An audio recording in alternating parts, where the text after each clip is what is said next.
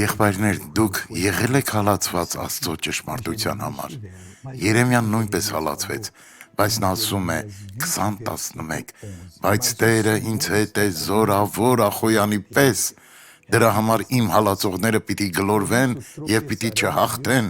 նրանք, որովհետև խելք չունեն, պետք է շատ ամաչեն, մի հավիտենական անարգանքով, որ պիտի չմոռացվի։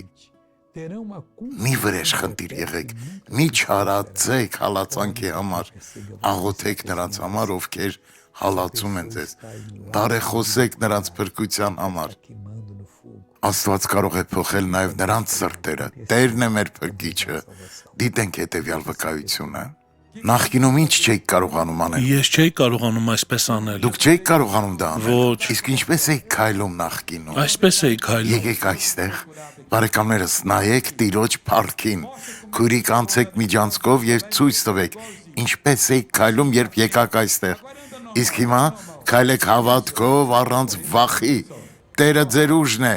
Այժմ նույնիսկ կարող եք վազել իբարս Աստծո։ Վազեք քույրս, Տերը թոթափեց բեռը։ Փառք մեր Փրկչին։ Աղոթենք, Հայր, ես աղոթում եմ նրանց համար, ովքեր դեռ չեն գտել քեզ և հալածում են մյուսներին։ Թող նրանք ճանաչեն քո մեծությունը և դառնան քո զավակները։ Ես հանդիմանում եմ չարին, որ կա այս մարդու կյանքում, և ասում եմ չար, հեռացիր Հիսուսի անունով։ Ամեն։